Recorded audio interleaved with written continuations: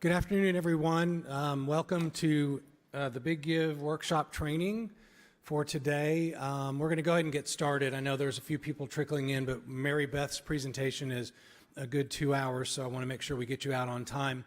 Just a couple of things. If you brought a laptop or need to get on the Wi-Fi, it's the student, OST student, and it's the number 4 26 times. That's the password. Number 4 26 times, and it's on the OST student Wi-Fi, so you can use that. Restrooms are down the hall to the left, and I would like to introduce John Burnham, who many of you know, if not in person, then you've certainly emailed or chatted with him on the phone. He's got some news that I'd like him to share with y'all, and I hope you enjoy the workshop, and thanks for coming.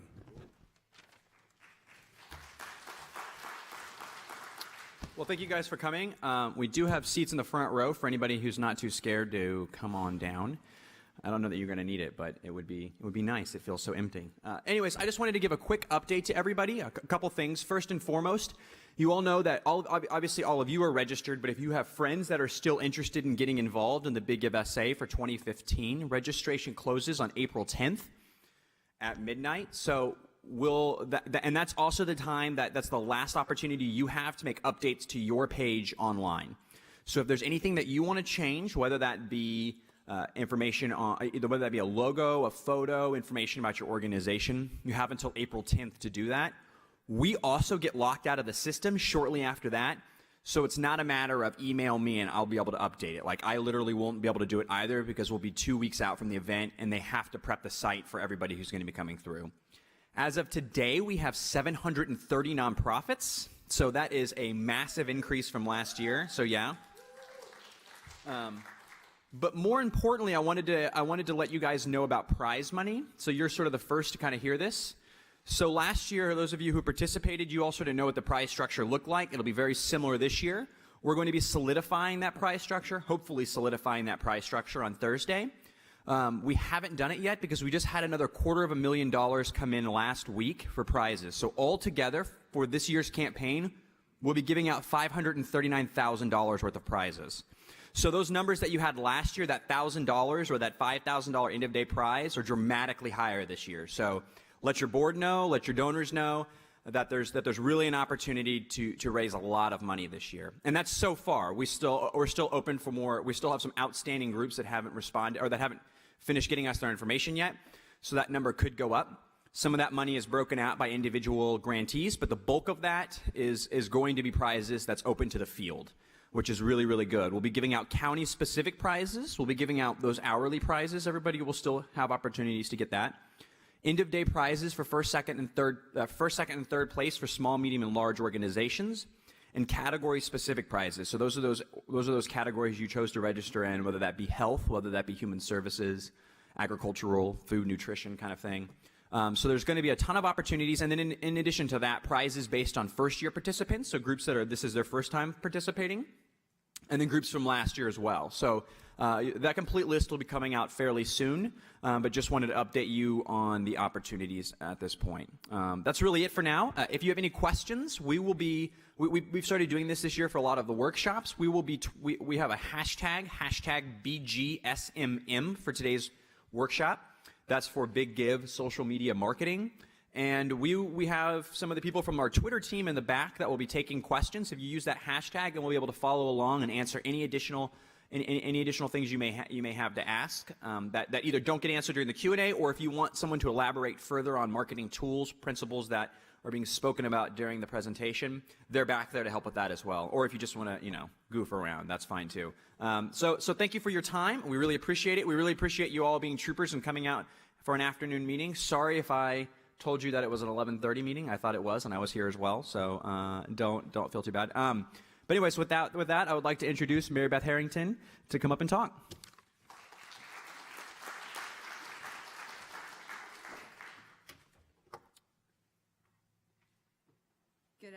Here we go. There we go. Good afternoon. Okay, there we go. All right, thanks. One thing John forgot to mention that I think some of you may be a little bit curious about is that because of the number of nonprofits you have participating in the Big Give, I've been told that that makes San Antonio the largest number of nonprofits in the United States participating on giving. So, woo-hoo, way to go, San Antonio. And this is your second year. So congratulations.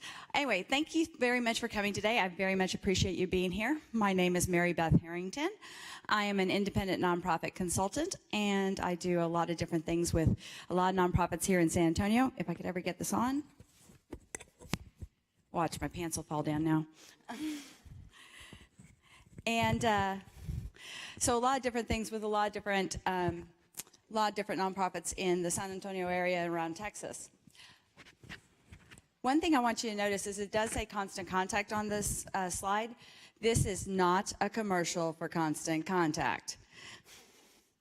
Everything that we're talking about today you can use and apply if you have MailChimp or if you're using some other email marketing and email distribution program. Now, one thing that does beg the question is if you do not have something like Constant Contact, you can come see me later, okay? But if you don't have anything like Constant Contact, I'm trying to see if this works. Does this work, Loopy? Oh, sorry. Okay. So if you don't have something like Constant Contact, that's something you really may want to start thinking about. You may not be able to get that all on board before the big give, I recognize, although you could, it's possible. But that's something you have to think about. I was doing this session someplace else, and some people came up to me and said, you know, we've been thinking about doing Constant Contact or MailChimp or something like that, and you know, my board is just really, you know, not sure they really want to spend the money on it. And I kind of looked at them, I said, so do you think this whole email and marketing and social media is going to go away anytime soon? And she's like, huh, so why are you waiting? Because basically what you're doing is you're leaving money on the table when you're doing that. So that's what we're talking about today. And when we're talking about social media marketing, we are talking about Facebook and Twitter and LinkedIn, but also email. Okay, email is social media marketing too. So we're going to be talking about that today. All right, just to kind of give me an idea, so if your organization has a Facebook page, please stand up. If your organization does. Or, you know, raise your hands or so. Okay. No, I need to stand up. I didn't tell you. You know, you have to ask Mother, may I kind of thing. So, you know, just a couple of you. Just a couple people. Okay, now you can sit down. Okay, stand up if you personally have a Facebook page. This is your exercise for the day, just so you know. Okay, all right, you may sit down. Stand up if your organization has a Twitter page. That's a few less, that happens. Okay, great, thank you. And stand up if you personally are active on Twitter. Okay, great, thank you. I told you this is your exercise. This is the interactive portion of the session. Okay. How many of you, okay, stand up if you personally have a LinkedIn account. And I expect every single one of you to send me a connect, okay? Promise? All right. Now sit down. The last one, and this is the real test, stand up if your organization has a LinkedIn account. Great. That's something that's fairly new. Wonderful. Excellent. And last thing, I have one more. Stand up if your organization participated in the Big Give essay last year. Oh, wow. Okay, stand up for a second, because I want those who are seated to look around, because these are the folks who can really hopefully give you some ideas and some thoughts and what worked for them, what didn't work for them, what they plan to do this year. So, you know, just start looking around so that you can grab one of them before we get done. All right, thanks. Have a seat. Thank you for doing that. I very much appreciate it.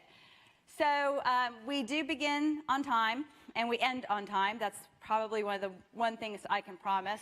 The PowerPoint is going to be, I understand, it's going to be on the Big Give SA website. On the presentation, there are links. You're not going to be able to read the links, okay? I know that. So you'll be able to get them when you go get the PowerPoint. There are some resources at the end of the PowerPoint. If we have time, I will go over those. But again, those all have links, so everything is available there. Q&A, I like to have questions and answers during the session, but this is obviously a large audience, and we have so much information to cover. So what I'm going to do is I'm going to ask you to either tweet about it, like John had talked about, or we will try to have a little bit of a Q&A at the end of the session. You can always grab me, too, if you have any questions. And my contact information is going to be at the end of the presentation. Okay? And then please mute your electronics. Now, if you have electronics out, just mute them. Don't put them away, because I intend to be talking to your top of your head, because you're going to be doing this, right? You're going to be Facebooking and tweeting during the session, because if I see that you're Facebooking and tweeting during the session, what I figure is that you're just telling people how wonderful the session is and how it was so bad that they missed it, and you're learning so much and everything's great. Okay? So, and like I said, there is a lot of information to cover. Those of you who got here early probably saw that I was adding things to this session. I could add things to this session every single day. There's always some new information. Do I know everything? No. I know how to optimize and use many of the resources we've talked about, but I'm not huge on Tumblr. I'm still trying to get my daughter to teach it to me. I don't really use Pinterest, because what I found is that most nonprofits, unless you have, you're trying to really sell something, Pinterest really isn't really effective for nonprofits. If you want to refute that, please see me, let's talk. So I don't expect you to know everything, just because I don't know everything. I talk and have friends that are at Facebook that can't tell you how Facebook works, how the analytics work. So this idea that you're going to know everything and you're going to be totally versed on it, hopefully you'll understand that that's not going to happen. What you want to be able to do is use these tools effectively to move your organization forward in whatever way you want. So if you're doing that, you got it whooped, okay? So let's go on.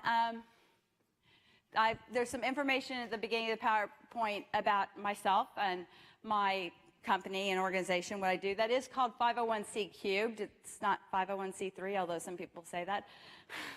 501c cubed, taking nonprofits to the third power. But you didn't come here to learn about me. So, you know, this is the spoiler alert.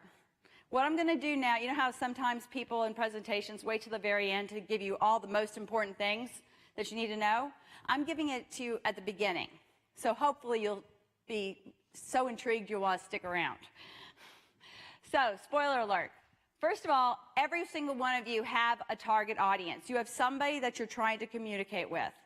Probably donors, probably volunteers, maybe sponsors, could be clients, there could be a lot of different people, but there are people that you are trying to get your message to, correct? Yes? Yeah? Okay. You use tools. You have tools that you're using right now. Billboards, for instance. You don't use a lot of billboards, but that's something that's available to you.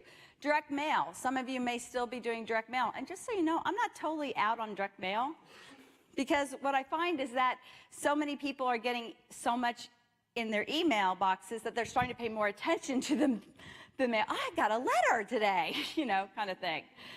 So I'm not totally out on direct mail. You're advertising. You have collateral materials, right? You have brochures, you have business cards, you have a lot of different stuff that you're using to get your message out, right? You have that. Well, and those tools take two things: time and money. Time to produce, money to produce them, right? Time and money. But what happens is, when you send that direct mail or you send that billboard, even though the billboard companies will tell you that if you have a billboard that's out on Loop 410, right? And we'll say 500,000 people are going to go by that every day, right? So do you think 500,000 people are going to see your billboard? Yeah. How many times have you been by a billboard like 3 or 4 times and all of a sudden it's like, oh, I didn't see that was there. Right. So just because they're telling you that so many people are going to see that doesn't mean that that many people are going to see that. So it's not quite accurate. So they take times, and it's a limited audience because the people that are going by the billboard, the people who actually do see your billboard are the people who are in the car right then, right? So if you're driving by that billboard that I was talking about, is your family, the rest of your family seeing that billboard? Not unless they're in the car. So they're not seeing it. Now you may tell them about it when you get home because something about it's very compelling, it's interesting, but they're not part of that. That's where social media comes in.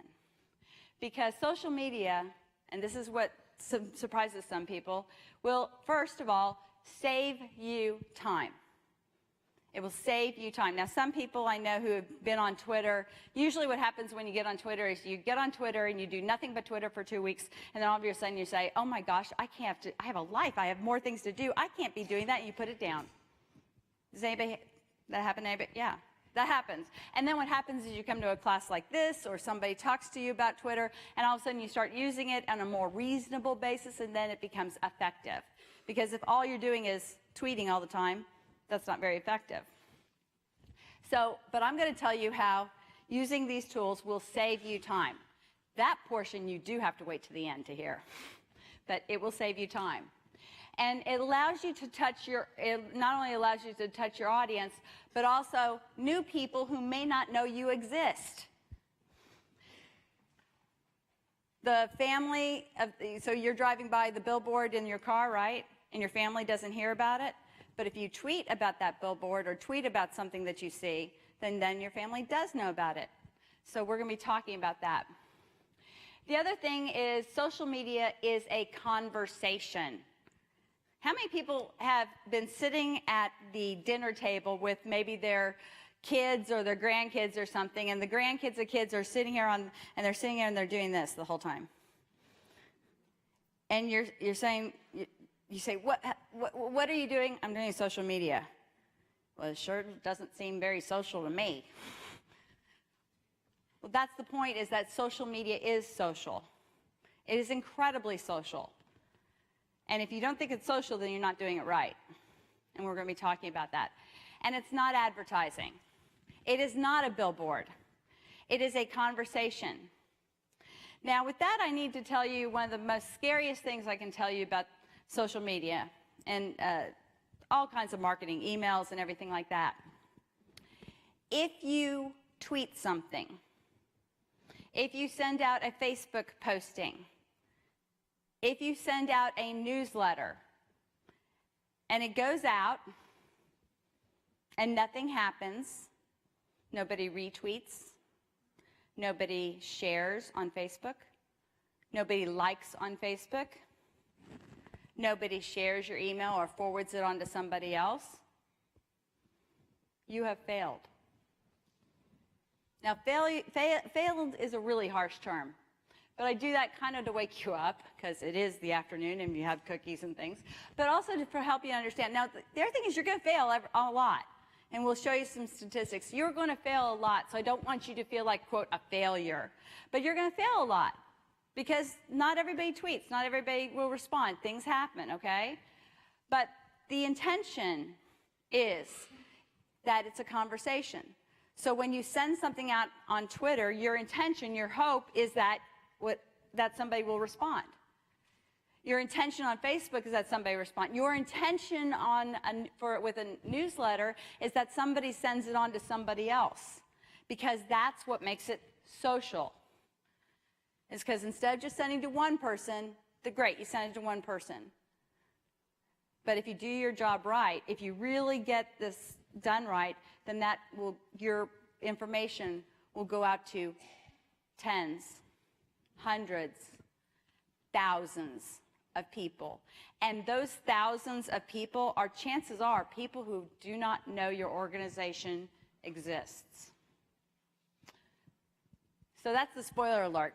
So today we're going to talk a little bit about the Big Give essay, talk about what social media marketing is and why bother, why market using social media, how to do it well, some best practices.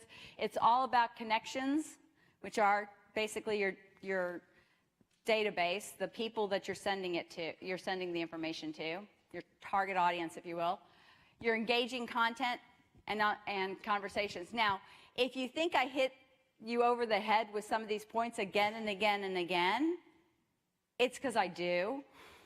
Remember back when you were in school and the teacher said something over and over again? What did that mean? It was on the test? Okay, I'm not going to give you a test. Let's clear that. But it's going to be important, right? So if I hit you over the head again and again with something, that means it's important, okay. And then we're also going to talk about, at the end, managing your activity and your time so that you are not doing Twitter 24 hours a day, okay? So let's talk about the benefits of the Big Give essay in terms of if you use social media effectively. First of all, it gives you a chance to raise funds for your organization. Duh. We start with the easy ones. It also gives you an opportunity to raise often elusive funding for operations. How many times have you wanted to find a grant for operations and not been able to find one? Okay, so this is operational fundings. This is salaries. This is electricity. This is your rent. Those things that you can't get grant funding for. It levels the playing field for all nonprofits, because all of you have an equal chance. Now, some of you may say, well, I have a more active board. Well, the rest of you better get a more active board.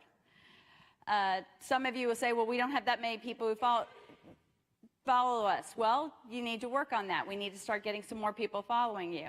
But it really levels the playing field. There was a nonprofit that was part of Giving Tuesday. Now, Giving Tuesday, for those of you who know, comes, I believe, the Tuesday after Thanksgiving. Like, you have Black Friday, and now you have Cyber Monday. Well, you have Giving Tuesday, and you guys are not participating in that as such. Giving Tuesday is another national day of giving. And there was a nonprofit I read about that basically was an all-volunteer organization. So they had no staff whatsoever, and their budget was like, less than $100,000 a year, okay? They really got on top of this, and they brought in over $300,000 on one day. Really using every resource they had, social media effectively. Now, your results may vary, okay? This is not a promise. Do not come back and say, Mary Beth said that. No, I'm just saying they did that. So it's possible. It's possible. I'll tell you some stories some success stories at the end that I know about of where things have been very successful. You raise awareness of your mission, and that can lead to future funding, because the whole idea is you're going to be targeting not the people that you've been talking to. These are not your current donors. Yes, you'll talk to them. Yes, you're going to use them. But the whole idea is to go beyond them. If you've ever been to any of my classes that I teach board development, yes, I do come and I do talk to your board.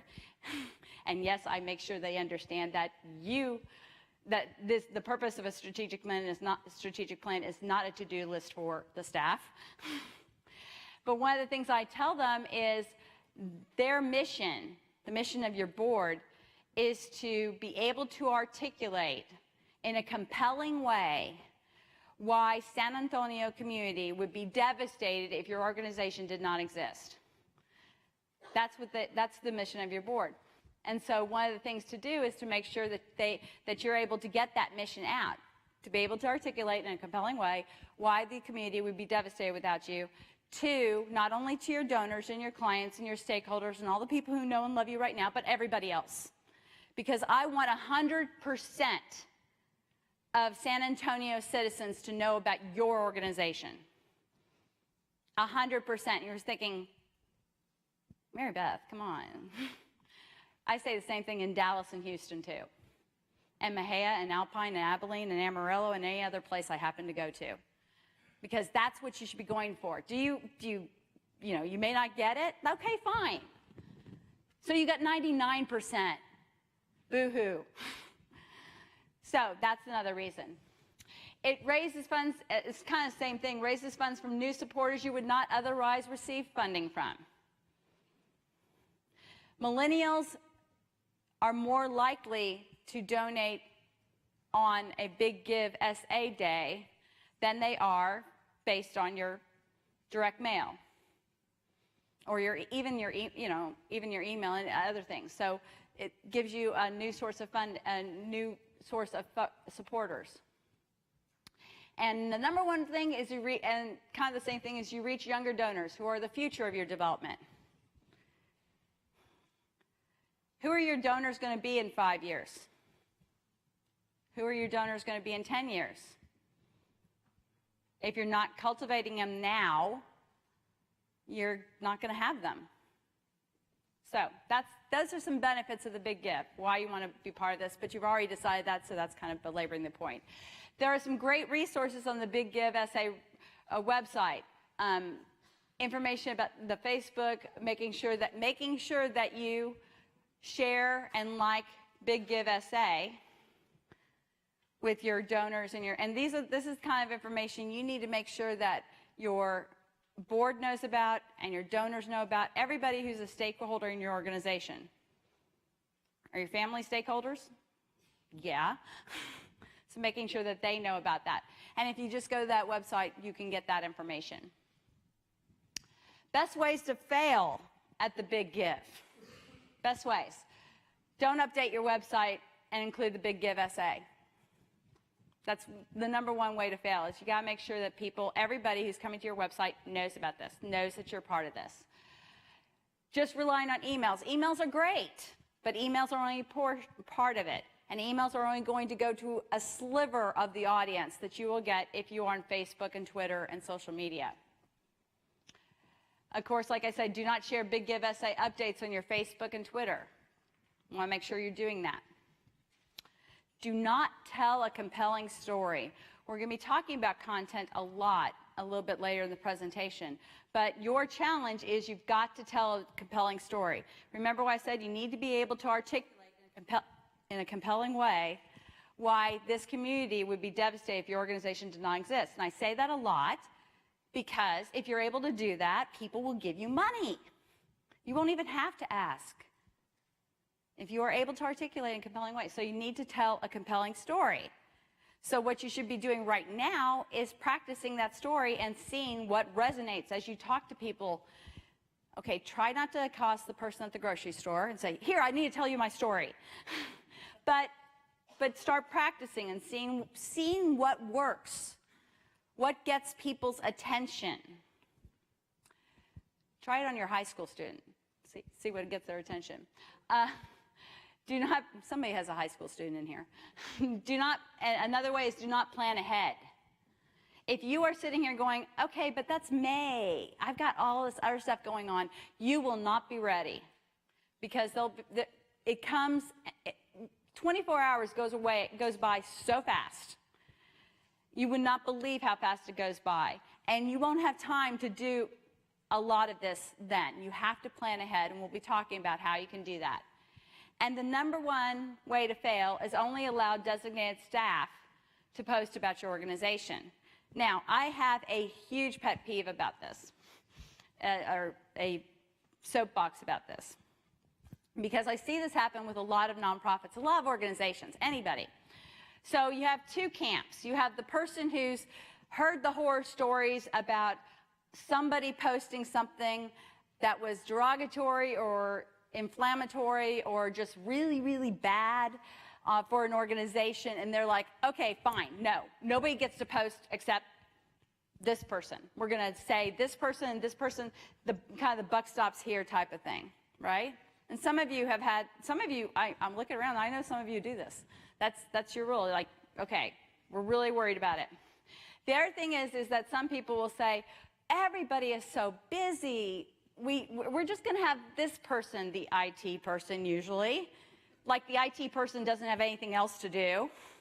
They're going to be the ones who are Facebooking and tweeting or, doing this.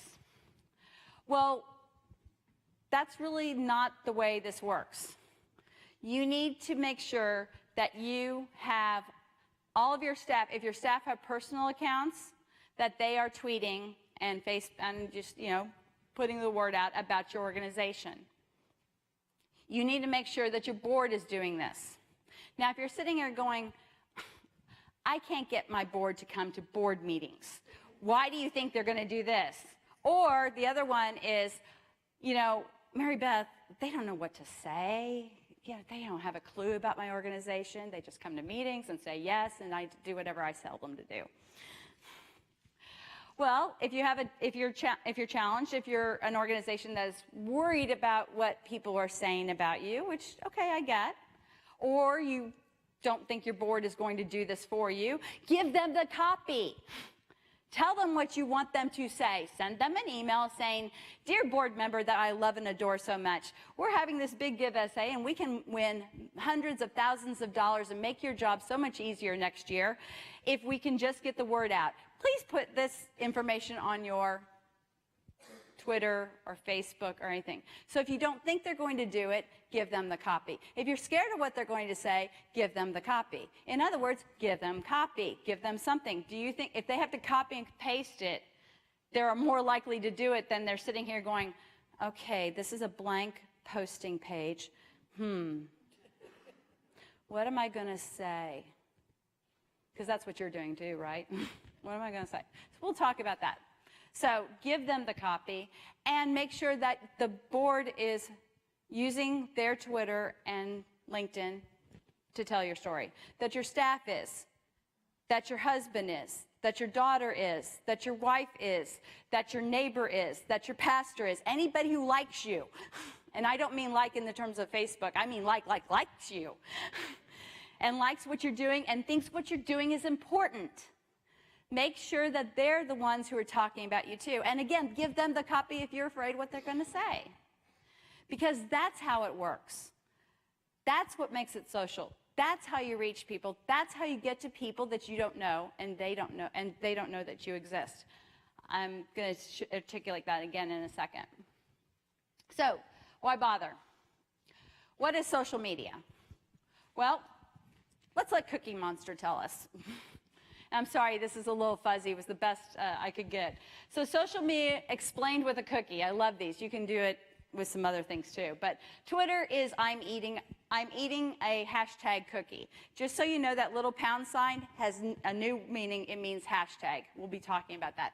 So if you're wondering what Twitter is and how Twitter works, think about it in terms of eating cookies. And if you're getting hungry, there's some right over there. Twitter is I'm eating a hashtag cookie. Facebook is, I like eating cookies. Band, I have no idea what this is. This is the first time I've ever heard band, and this is why I'm telling you about social media, is it's constantly evolving, is let us meet up to eat the cookies together. So obviously it's a meetup kind of thing. Like Meetup, it's just another group. Instagram, here comes vintage edition photo of my cookie. So if you're wondering how these work, this is kind of a really good example. YouTube, watch me eating the cookie. Foursquare, this is my location of eating a cookie. And LinkedIn is a competent cookie eating expert. So if ever you're wondering about, I love these because I think it really articulates in a compelling and fun way what social media is. So speaking of cookies, the social media that we're going to be talking about today, our focus areas is Facebook, which was launched in 2004, Twitter, which was in 2006, LinkedIn, which is launched in 2003, and email newsletters, which I think of as kind of a different kind of cookie. So, talking about how social media works, okay? And this gets very confusing, so bear with me. So, as it says, one person posts information on their organization's Facebook page, okay? My name's Mary Beth. I work for ABC Organization. I'm going to post something on my organization Facebook page or my Twitter account for my organization, okay? And as it says, a few of my friends share, retweet, and that reaches a few of their friends. So if I post something on my organization's Facebook or Twitter page, okay? Some of the people, and we'll get into analytics in a second, some of the people who follow me, like me, share me, look at, follow me, are going to find that information. Hopefully, at least a couple of them will really think it's really good information. They're going to share it on to somebody else, and then those people will get that information. That's as far as it goes. And while it is going to somebody else, it may be going to a fraction of the potential. If, however, Mary Beth Harrington empowers my board to post on their individual Facebook page, then not only does it go to the board, but it goes to all the board's friends, or a lot of the board's friends, and then those friends. You remember, I'm dating myself, there was a commercial a long time ago for some kind of shampoo. It says, and she told 2 friends, and she told 2 friends, and so on and so on. That's it. That's how it works. So on and so on. That's what you want to get. It's so on and so on, which is why you're sitting here going, well, I posted on my Facebook page, I'm good. No, because only the people who like your Facebook page are the ones who are going to see it. You want to get, again, people who don't know you to see it. And if you're trying to get the people who don't know you to see it, then you need to make sure that everybody you know is posting on Facebook. Okay, I belabored that. You get that? Got it? Okay, let's move on. Analytics. As I told you, I have a friend who works for Facebook. And I was actually talking to them about this. I said, can you explain how this the Facebook analytics is going? Because there's been a lot of changes and stuff, and they looked at me and said, no. They can't explain it. This is a great site my friend told me about. It's actually, there is a link there. You can go and you can learn it, and you can learn all about analytics, and then you can come back and you can tell us, because you have to do it really fast because it's going to change next week. But the main thing to understand is you want to have a really good relationship with people. You want to talk to people a lot. Remember, social media is a conversation. So if you post something on Facebook, on your personal or your whatever Facebook page, okay, and John Doe likes it, that's great. So you're going to have a little bit more chance of John Doe seeing your information in the future, but it's only going to be a little bit. If you post on your Facebook page and John Doe likes it, and you comment to John Doe that, hey, it's really cool that you liked my information, it goes up a little bit more. If you post on your Facebook page and John Doe likes it, and you say thank you, and then you post and say something about something you liked on his page, that's it. So the more you have a relationship, the more social, which is why it's called social media, the more social you are with people, the higher they go. So if you're wondering why your brother is not getting your Facebook postings, it's because you don't like them. Wait, it means you haven't had a conversation with them. So the more you have conversations with people, the more likely, which is why it's very important to do things like retweeting and thanking for retweets. And you're sitting there going, oh my gosh, I said thank you for retweet, and they came back and said you're welcome. You said no problem, and then you got into that whole big thing. But that's what it's all, that's why it works. The more you have contact with somebody, the more likely it is that they are going to see your information and you are going to see them. That's pretty much a really quick understanding of the algorithm. So let's talk about marketing for a second. I started out, the first 10 years of my existence, in my career, I started in marketing. And a lot of people think marketing is basically, you go to the store, you go say, okay, I'm going to the store, I need milk, and I need eggs, and I need bread. I'm going to go do that. And that's what happens. Now, how many of you go to the store to get milk, bread, and eggs, and that's all you get? I sent my husband to the store the other day. He comes back with this sheet cake like this. There's 2 of us. So this is a sheet cake. He says it was $3.50.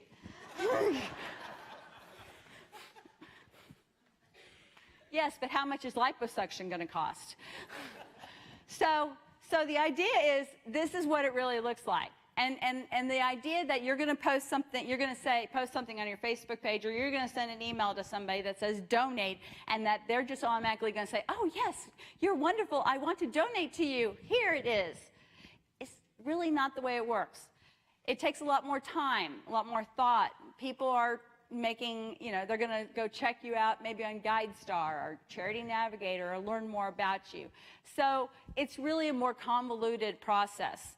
So this idea that you're going to post something on, I'm going to post something on Twitter and now, okay, I'm ready. I want to see come on, let's see the dollars come in.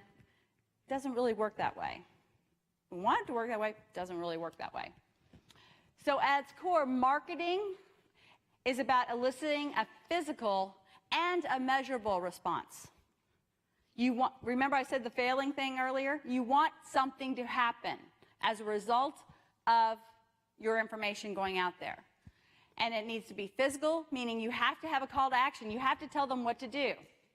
They won't know what to do. I understand. You have a blinking red donate button going like this. They still won't know what to do. So you need to tell them. You need to tell them what to do.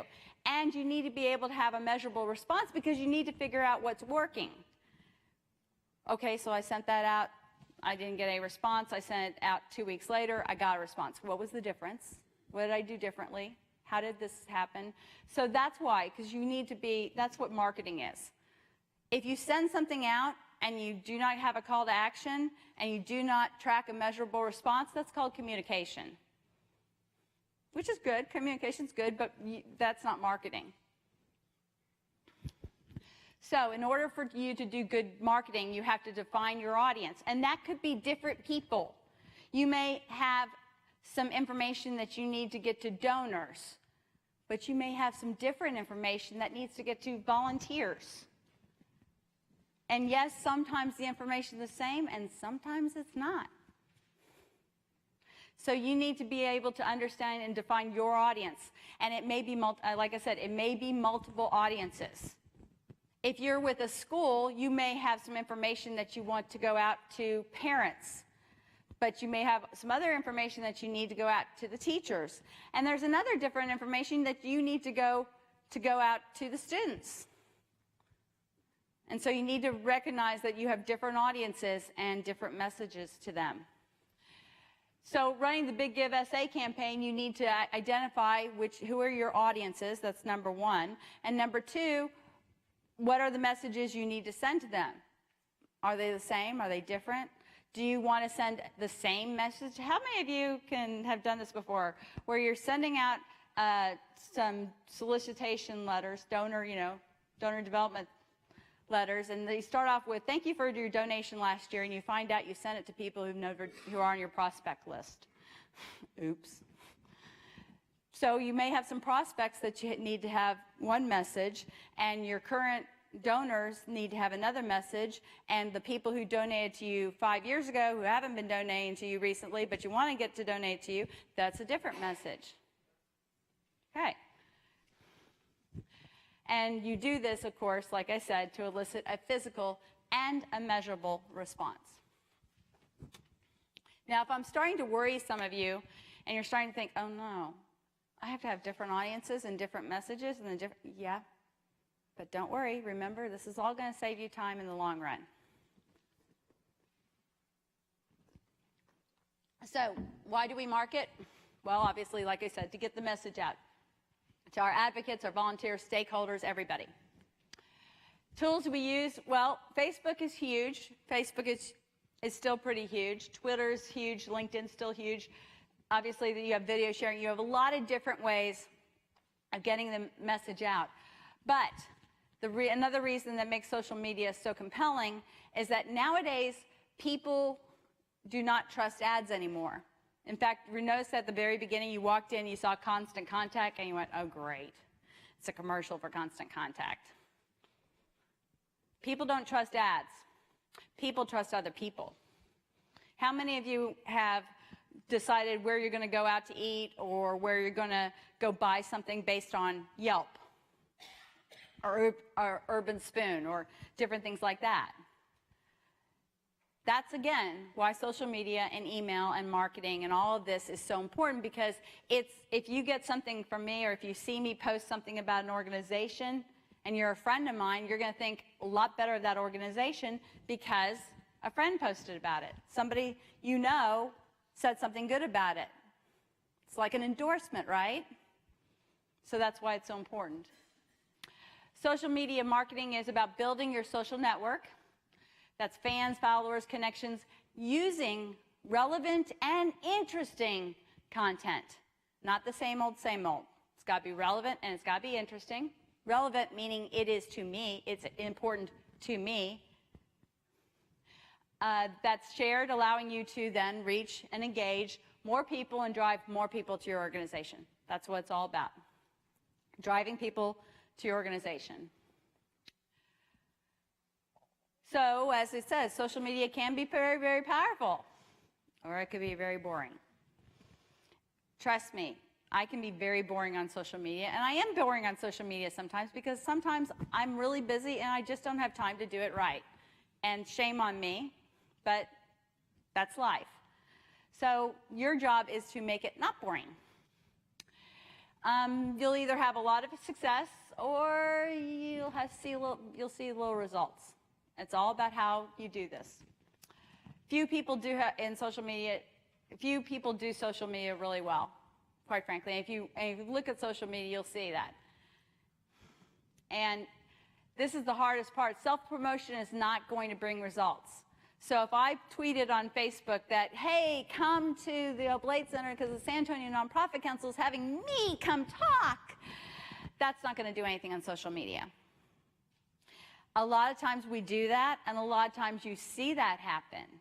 And if you go to Twitter or Facebook, I'm sure you've seen situations where people have posted about their class or their orientation for new volunteers or things like that, right? That happens. And that's a problem, because it really doesn't work. You see it, and how many times did you do something about it? You saw it, and did you like it? Did you share it? Did you forward it? Did you comment on it? Chances are you didn't. Yes, you saw it, but you did nothing with it, and so therefore they failed. It has to be compelling information. Think about it, the last time you came home from work and you were just dying to tell your family about something wonderful that happened, right? That's the feeling you have to have when you're posting on social media. You have to have that feeling, like, oh my gosh, I can't wait to tell everybody. I can't wait to tell everybody that this is happening, and this is so great, and this is so wonderful, and everybody needs to know about that. That's what you should feel. That's what should happen when you're posting on social media. And it won't happen every time, I know that. I'm the realistic presenter here. But I want you to try. Because it takes time. It takes listening. You have to listen to, and it says listen, but that means like read, check, read what people are saying, comment on what people are saying, and you need to respond. You have to engage people. And it's social. It takes an investment of effort and skill. It is building a relationship with the people who are following you. Because if you half-heartedly do this, it's spamming. If you just send this out with no intention, you're not trying to elicit an engagement or getting to elicit a response or anything, then it's just spamming.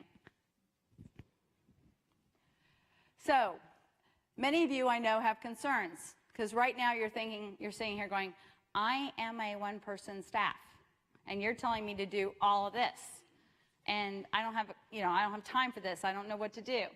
Well, or I have nothing good to write. Well, I go back to the time that you came home to tell your family about something wonderful that happened in your organization.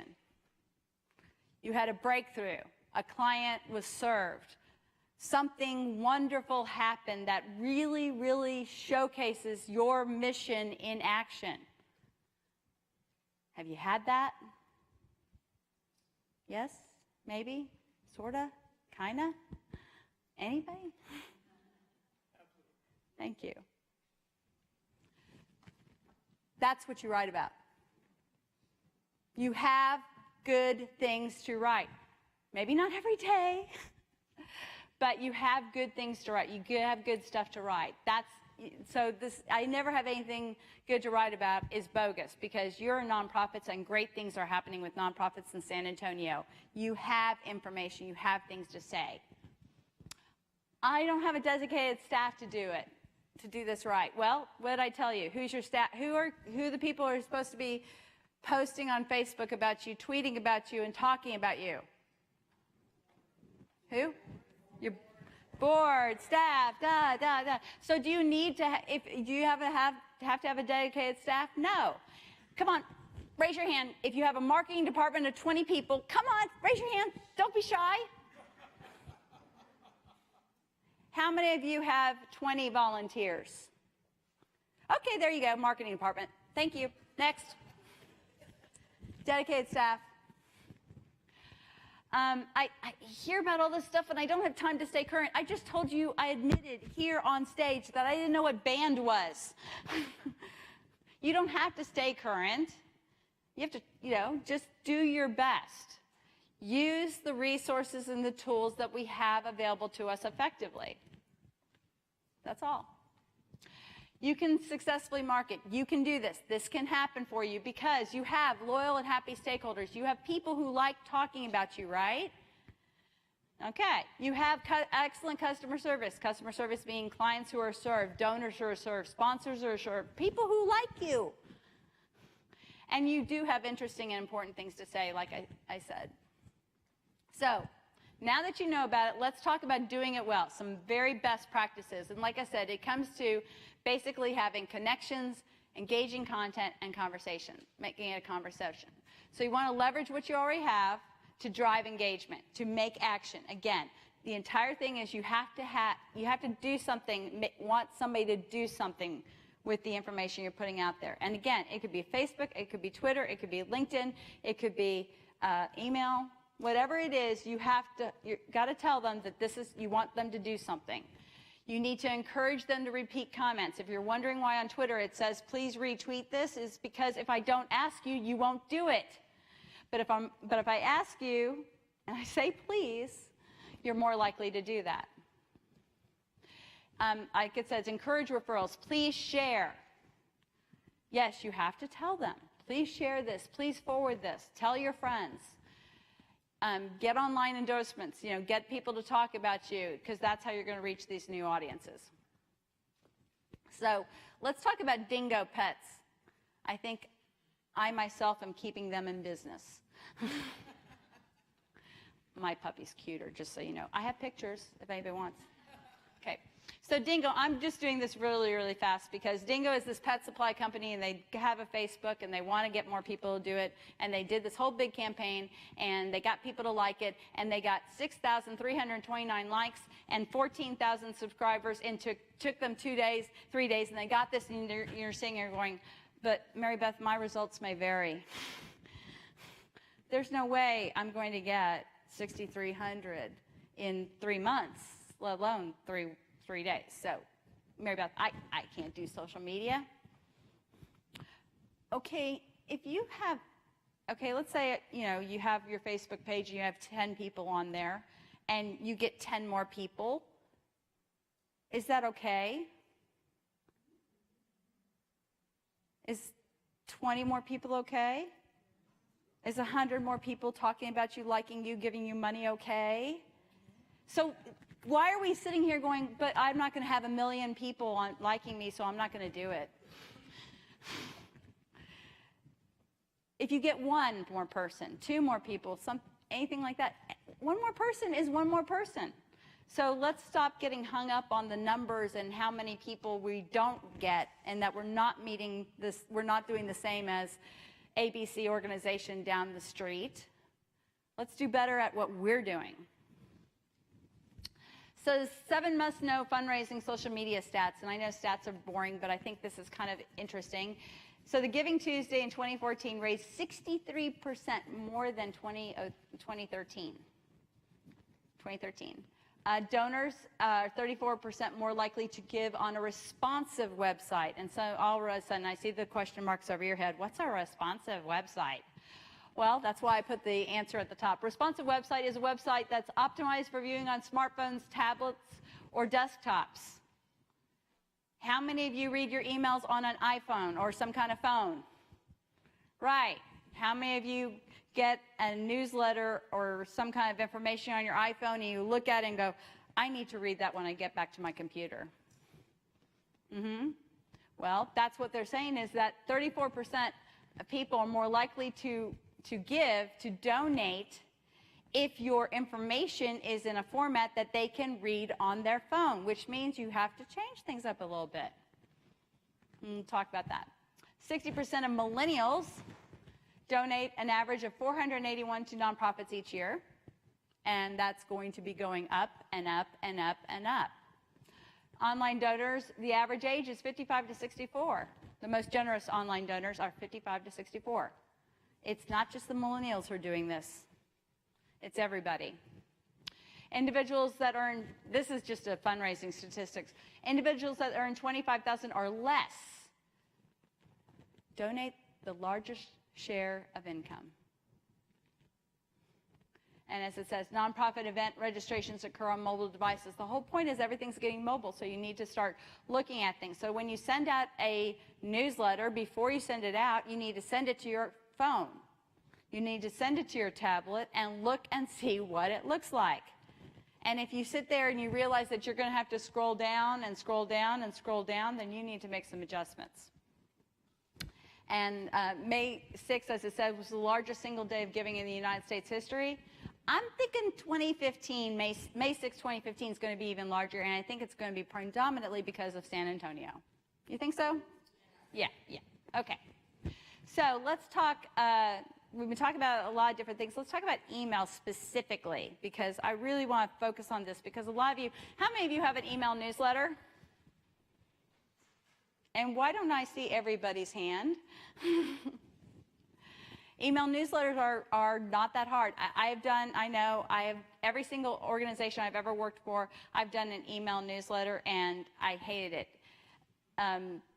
When I was with one organization, I basically did it every Sunday night.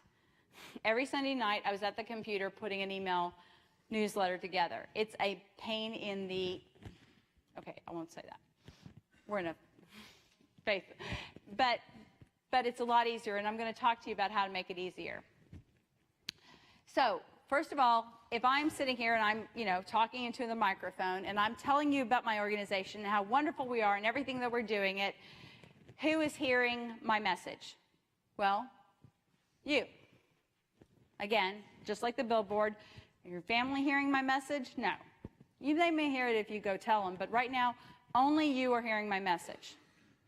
So, but if I send out a newsletter, I send a newsletter out to all of you, telling about my organization, how wonderful they are, what great things we're doing, how exciting the things are, and you forward that on to your family or your friends or your board or anything like that, then my message goes to, again, new people, a whole different audience.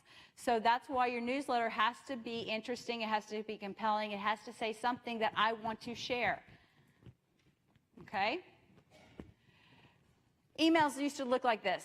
I will not make you raise your hands if you're using an email and it looks like this. But again, we need to talk.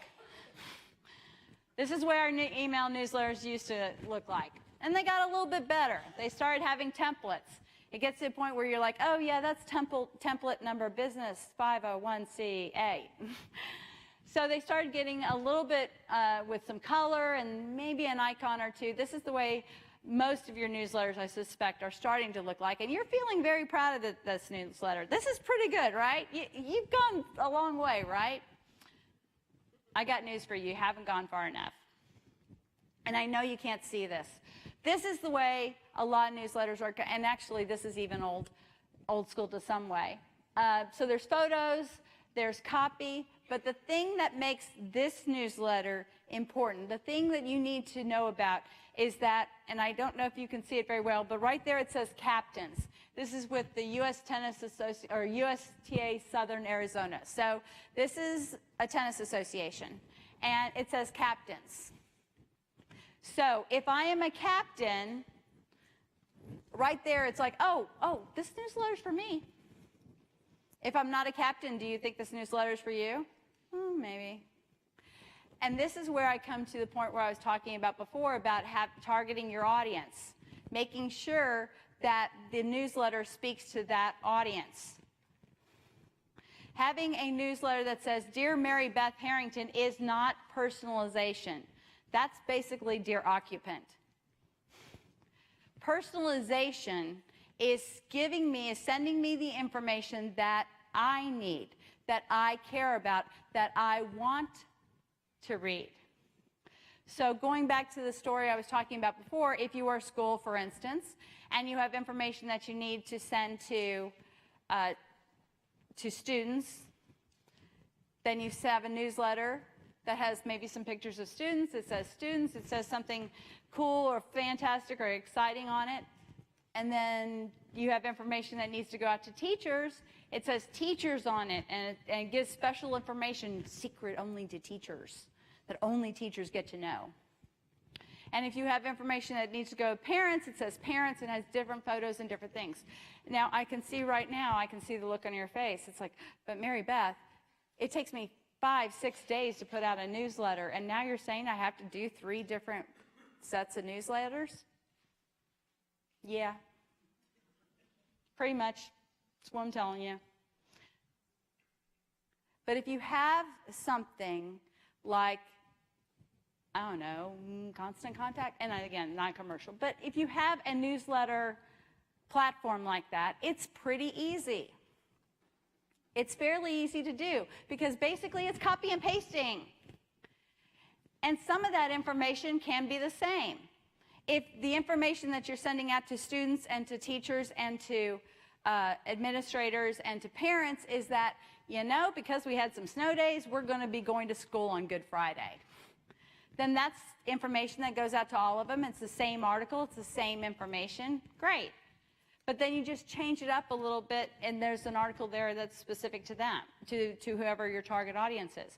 If you're working and you're saying you want to send out information to donors, and you have a certain amount of information that's going out to donors, and it's specific to donors, and it says donate, and it says how much money you've raised for certain projects, and how excited you are about the projects, and how great it is, and you show a picture of a donor on there. And then you have another newsletter that's going out to volunteers. And it's talking about how wonderful the volunteers are and how many wonderful things that they have. You have a picture of a volunteer there. Some of that copy can be the same. It doesn't have to all be original. It doesn't have to all be unique. It doesn't have to be the same. You just have enough information in there that when I receive that, that newsletter speaks to me, whoever me is, your target audience. And sometimes that's just a photo. Sometimes it's one word like captains and a couple of different things. It doesn't have to be totally unique. It just has to be a little bit unique. Just 1 or 2 things that tell me that this is to me. This is directed to me. They thought of me. Does that make sense? And if we go backwards, that's what happens.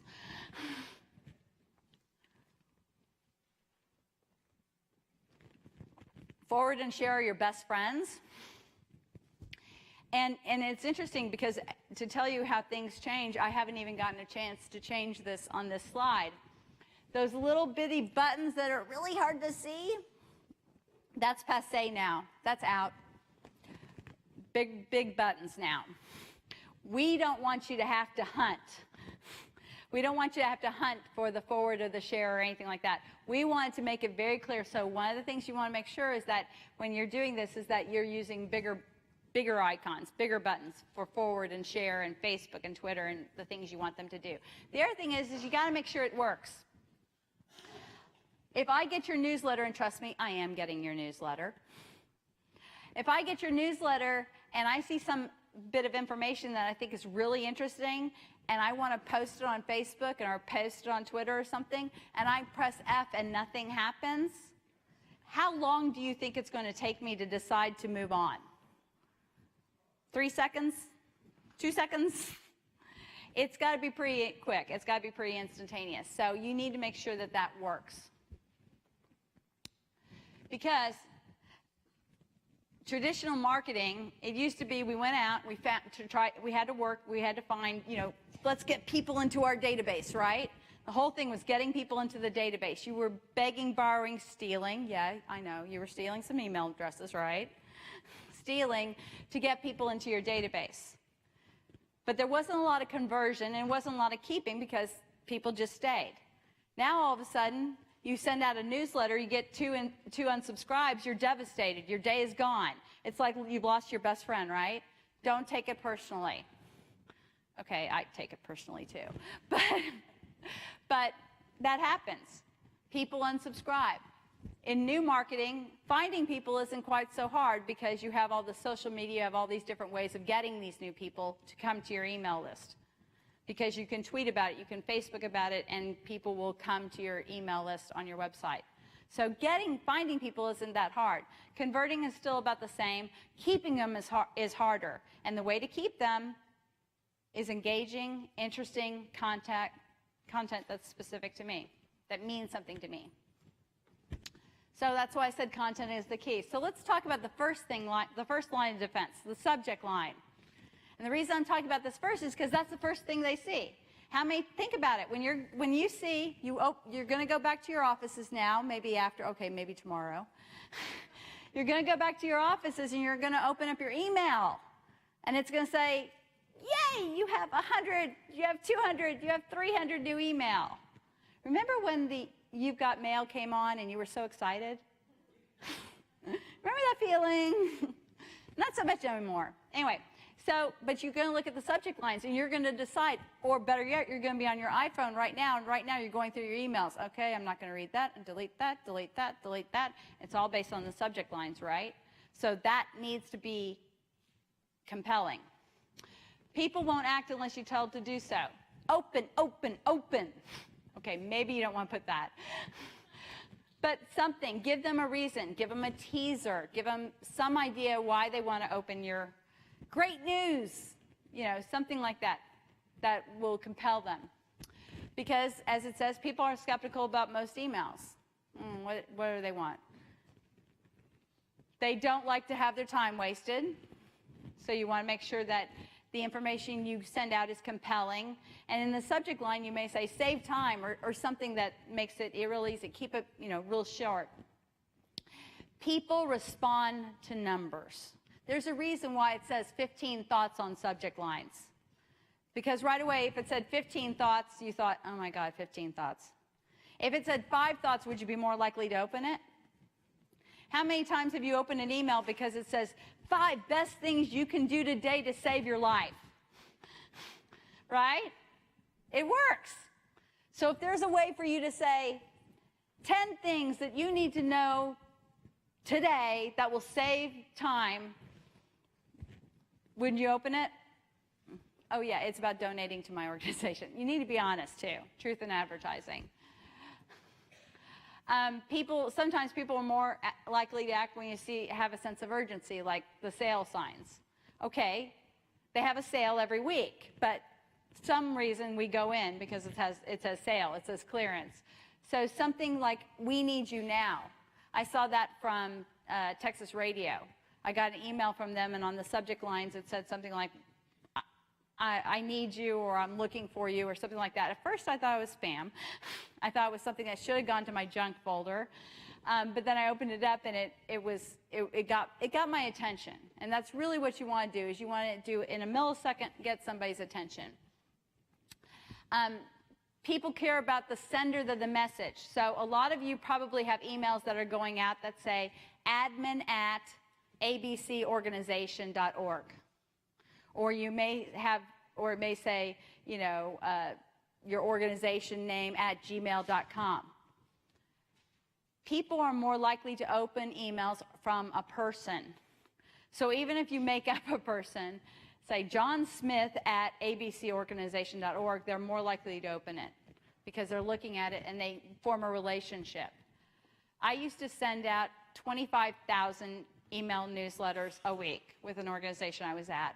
I went here in town to meet with somebody, and he said, I know you. It's like, we've never met before. Yeah, I have your email. And he showed me an email that was in his inbox and had been in there for 3 years. And he felt like he knew me because he knew MB Harrington. He had no idea what MB stood for, but he knew MB Harrington, which is part of the reason I keep the name, because people like care about the sender. They hate being misled, so you want to, obviously, like it says, be honest. You want to be personal, just not too personal. Like, I see you. That would be really bad. And people want you to share your expertise. And we're going to be talking about that in terms of content. What do you know that others don't? Are you the expert? Are you the authority on your mission? If you're saying no, we need to talk. But if you're the expert and you're the authority on your mission, then tell everybody. Tell people about your mission. That's what you're about, right? People don't want to respond or get yelled at, okay? So if you're using all capitals, that's screaming. And lots of exclamation points, guilty as charged. People are thinking more socially, so if you have ways in your email to say, everybody's doing it, okay, maybe that's not a good idea. Everybody's talking about this. 10 things that everybody's talking about to save their life by donating to our organization. You know, something like that. People don't want to be left out of the conversation, so if you can say something about, did you know that your neighbors are talking about this? They do like being teased. It's really interesting. You notice how I have photos with this. If you put tease, if you do Google search for teased, it's really interesting what you get. People have needs, questions, concerns, especially if you're a healthcare organization and you have something to say is how you can eliminate measles or disease or save your life or different things like that. And people do hate being sold to, so be careful. So those are some things about subjects. I know it's a lot of information, but I thought it was really compelling and interesting and good information to know, right? So what should you write about? What you know that they don't. You are the expert on your mission.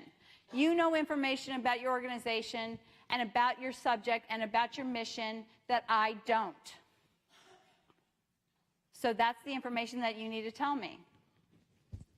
You have access to information that you don't. Chances are that you're getting emails and you're getting information from a national organization or a local organization or some kind of organization that works with your organization, that supports your organization, right? And they're sending you emails and they're sending you information.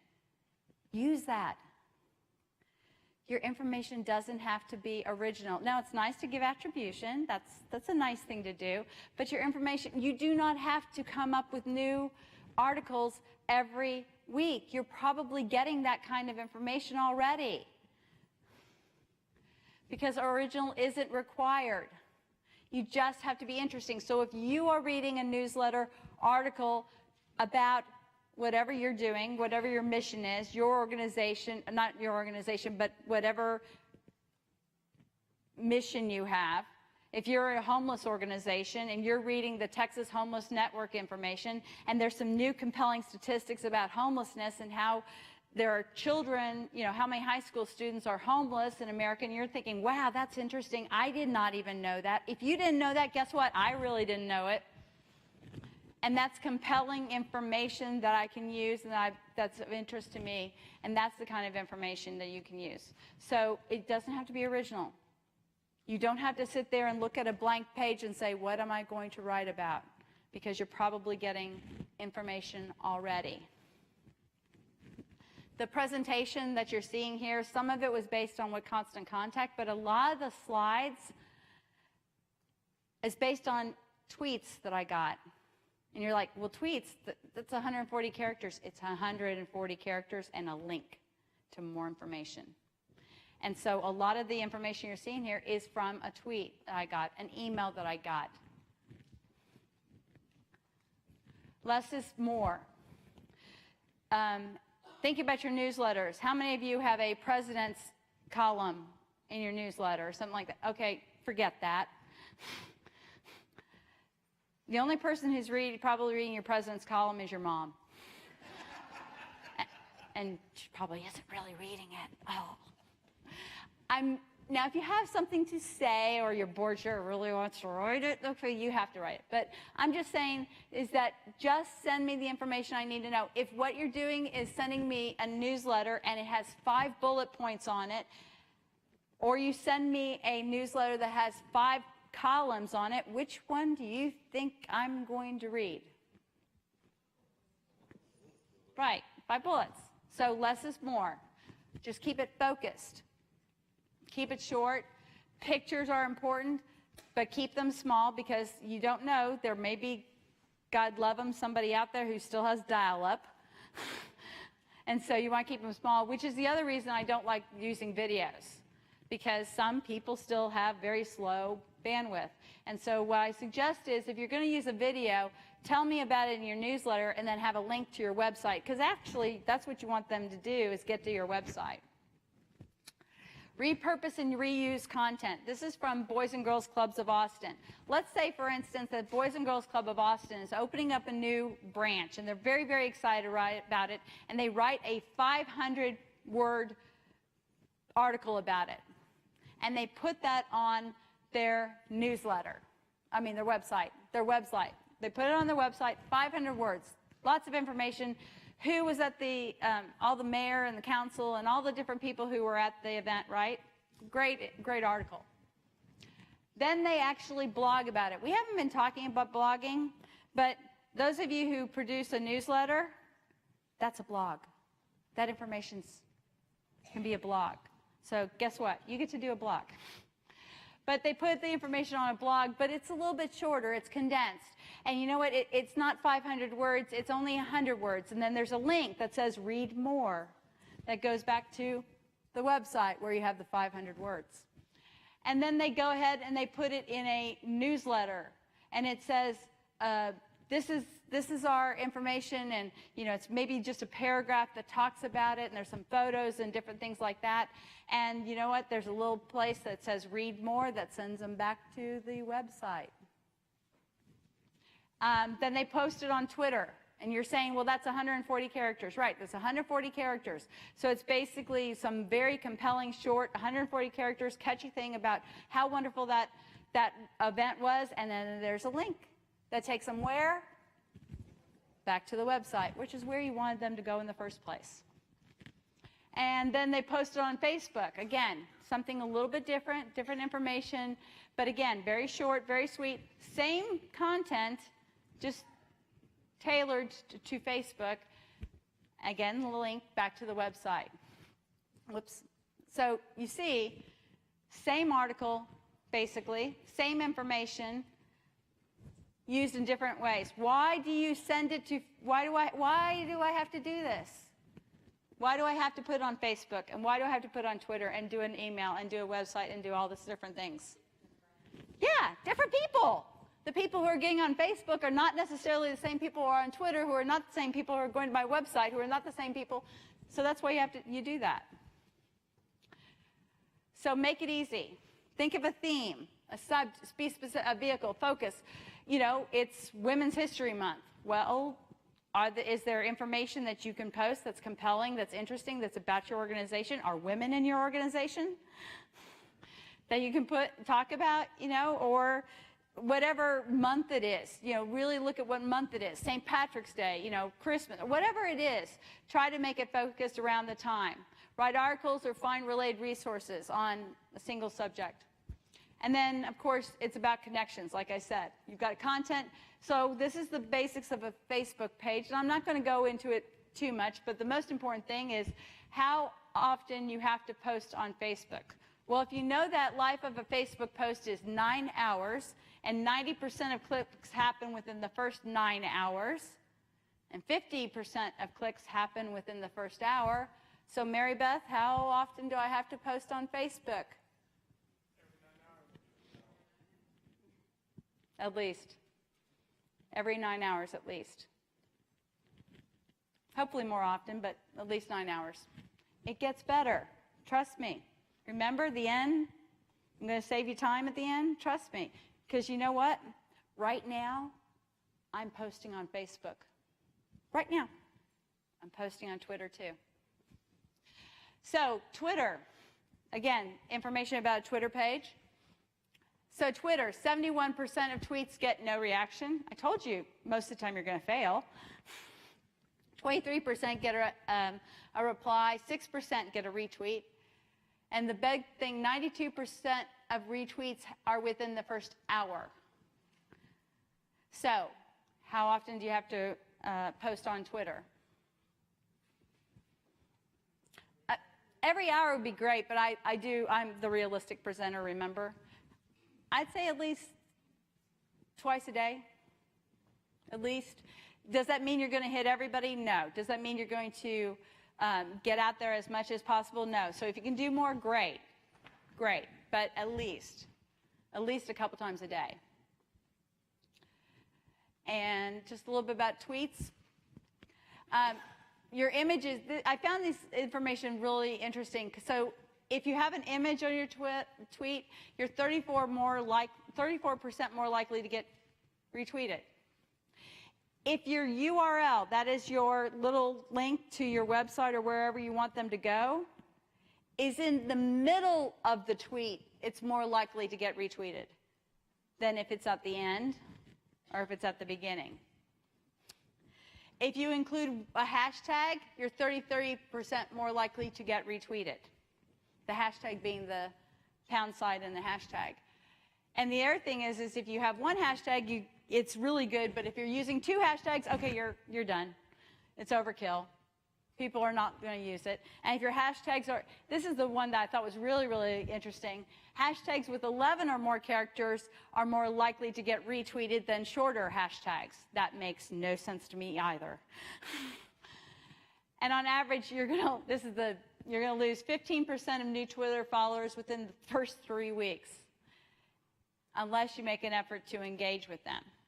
That means they retweet you, you retweet them. I actually found that I gained over 200 followers in 2 weeks by simply thanking people for following me.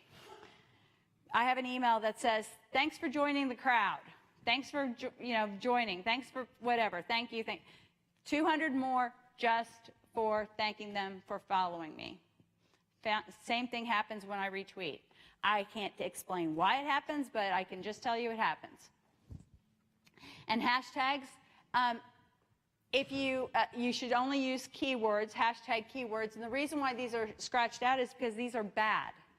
If you use punctuation in your hashtag, like exclamation points and quotations or something like that, it's not searchable, or it's not going to be very easily searchable.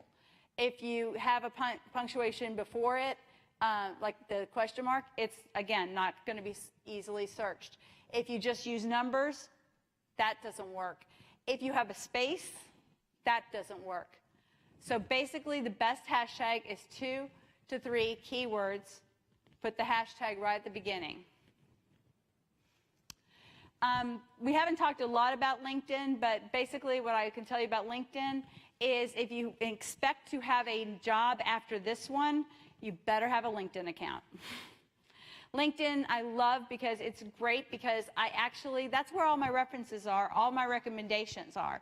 So I don't have to go find what computer I was on 5 years ago or find that dog-eared recommendation from my boss. Everything's is on LinkedIn. And just so you know, the endorsements on LinkedIn, those are real. There's been a lot of question about whether they're real. They are real. Excuse me? The endorsements. You get if somebody sends you an endorsement, I endorse you for being a nice person. So there you go.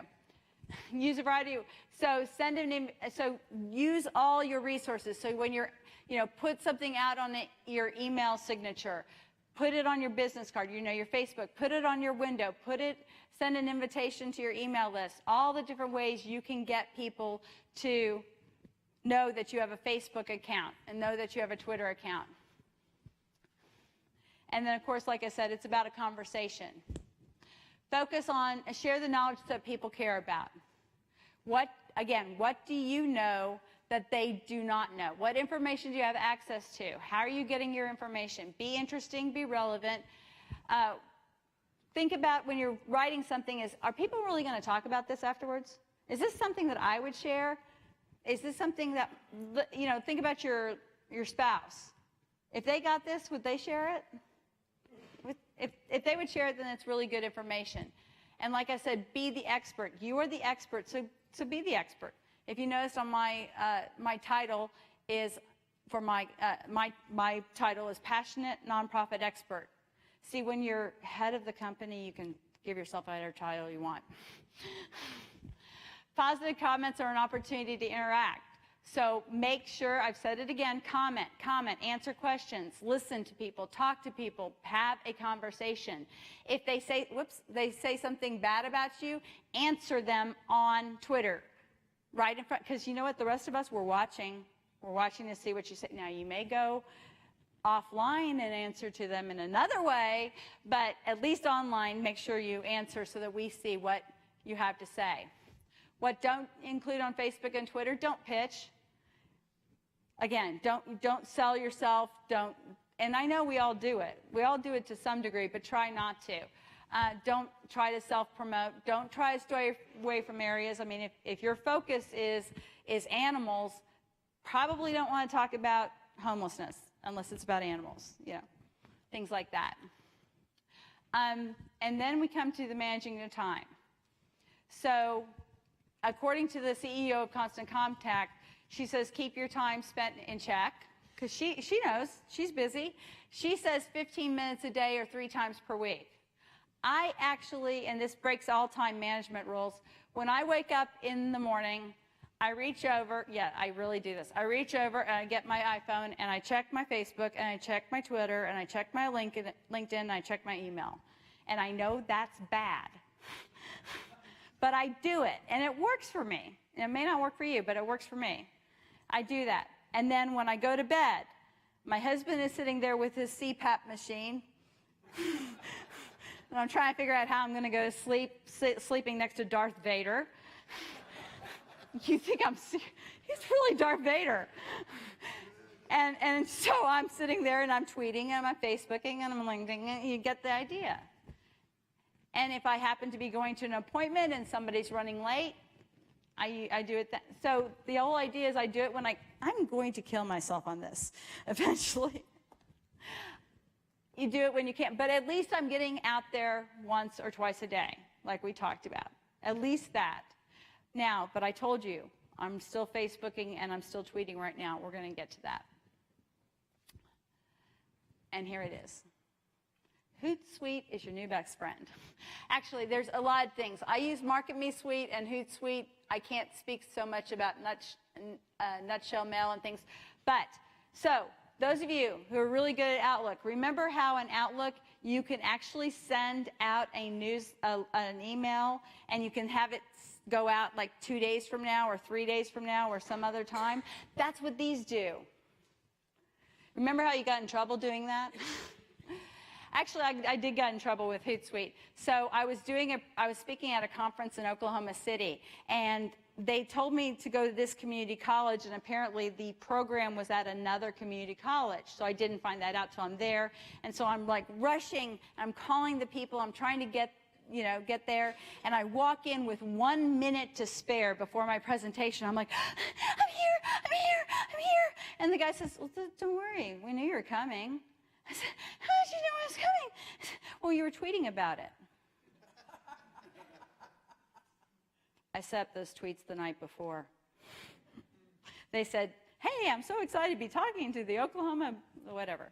So now, if you have some, now, in this case, it has to be a little bit generic. It has to be kind of, it can't be really time sensitive. You got to realize what you're writing, but you can, for the Big Give essay, you can start looking at what you could be tweeting. You could be setting up tweets. Right now, I have tweets that are going out for the rest of 2015. I spent a bowl game in January writing these tweets, and now they're set to go up like every first Wednesday, every Tuesday, every this, every that. And yes, they're kind of generic, but it gave me time to think about them and come up with some good things. You know, the hashtag FF, which is Follow Friday. How many of you look at, all of a sudden get a bunch of Follow Fridays on Friday and you're like, oh my gosh, I forgot to do that. I don't have time to do that. Well, you do that in January for the whole entire year. You don't have to worry about it anymore.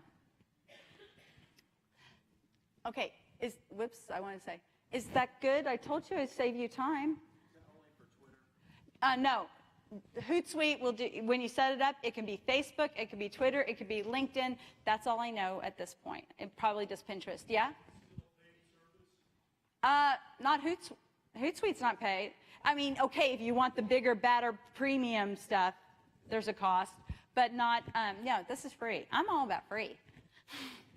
So, okay, I want to get going because we're running out of time. So what do you do now? What do you know? Well, right now you need to develop your timeline today for the SA Get. What are you going to do for social media? And I'm sorry, I know it's late in the day, but you need to start thinking now.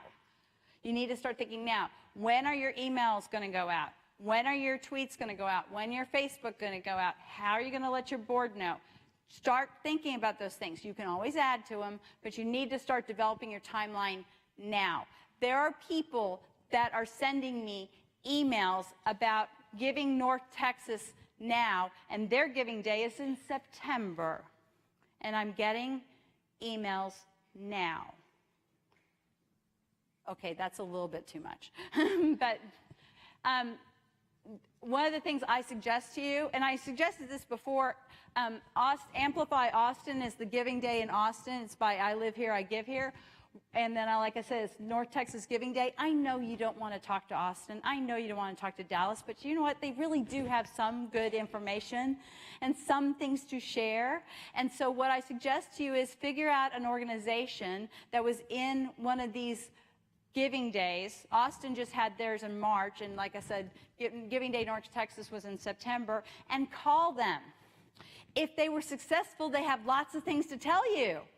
If they were not successful, they probably have lots of things to tell you. So tell them, you know, find an organization that's similar to yours and find out how they did it. Or go bigger and go to national. Make sure, like it says, check and update your Facebook page. Make sure that you're on Big Give SA. And clean up your donor database to ensure that everything is accurate and all the information's there so that when you send out those email newsletters, you don't get 500 bounces. Start soliciting your stakeholders. Start talking to your donors. Start talking to your board members. Start talking to people who you want to make sure are talking about you. You may have to have some trainings, and now that you have this presentation, which you can keep and you can use and you can share, you notice it's not copyright. Well, it's not copyrighted by me, at least. You can share it with anybody you want. So share this information. So if you're sitting here going, my board doesn't know any of this, here you go. Share it with them. Make sure that you help them to understand that you frame the message and start developing your announcements now, that they need to start thinking about it now. And like I said, set up your Hootsuite.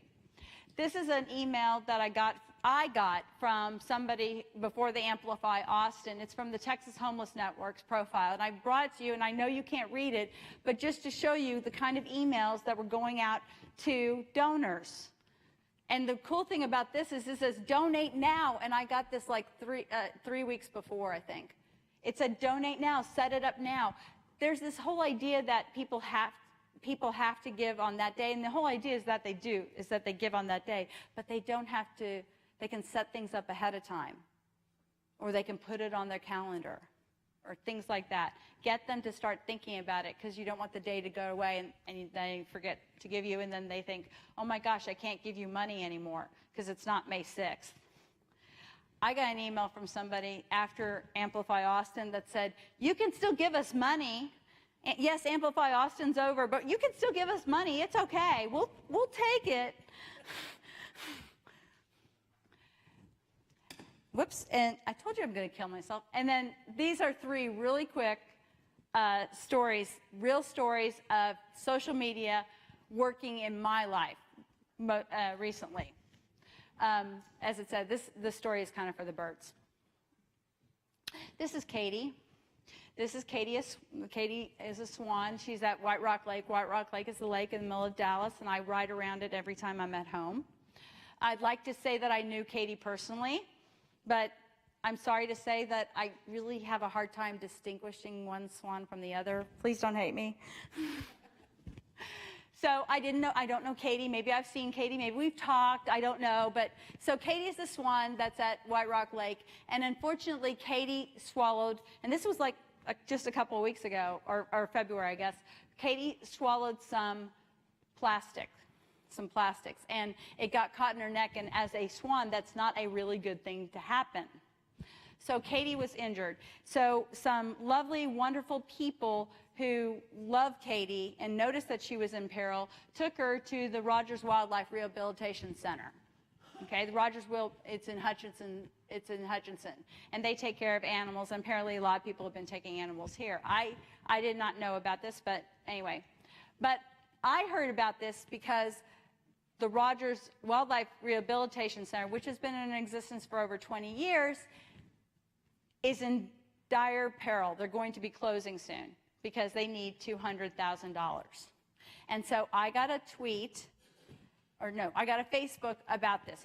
It was that picture of Katie that you saw, beautiful picture. I saw it. It spoke to me because I'm obviously care about White Rock. It's a cool picture kind of thing. I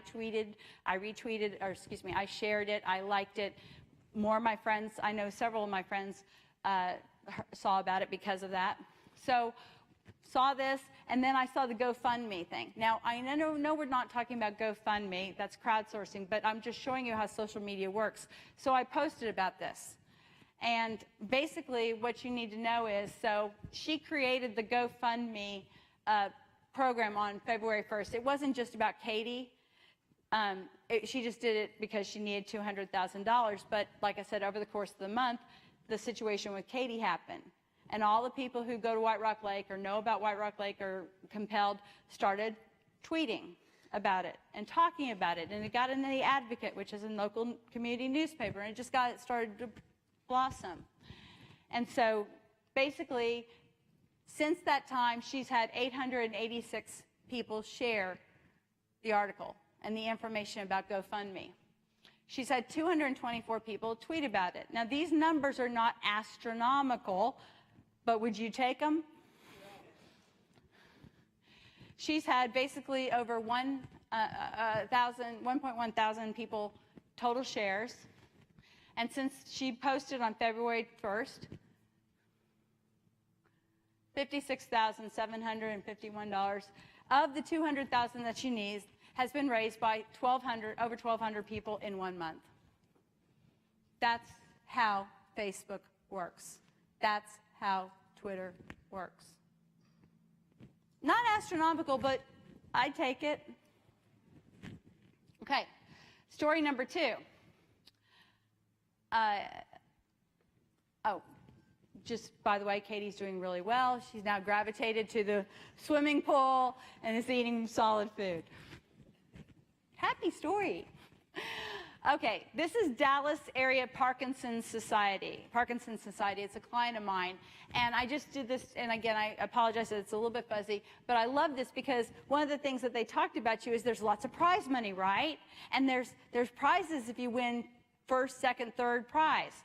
Well, I got an email from Dallas Area Parkinson's Society on September 18th during Giving Day from my friend who's the executive director, and she says, guess, it says exactly this. It says, you know what, we're 2 away. We're 2 away from getting our $5,000. Can you please give us money? Were they 2 away? 2 donors away?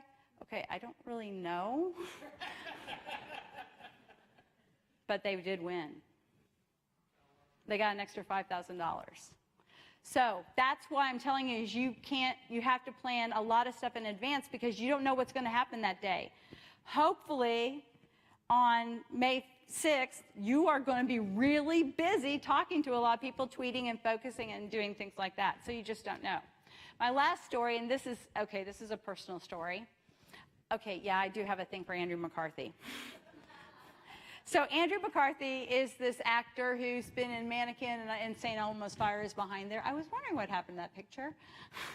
And he's done all this stuff, and he's actually written this book called Longest Way Home. One of my clients is Texas Library Association. Do I have any librarians here? Okay, good, I can tell the story. So, and they do a conference. Just so you know, they do this conference every year. It's about 9,000 librarians. Yeah, really, 9,000. There are 9,000 out there. And they do come to San Antonio, and your crime rate does go up that week.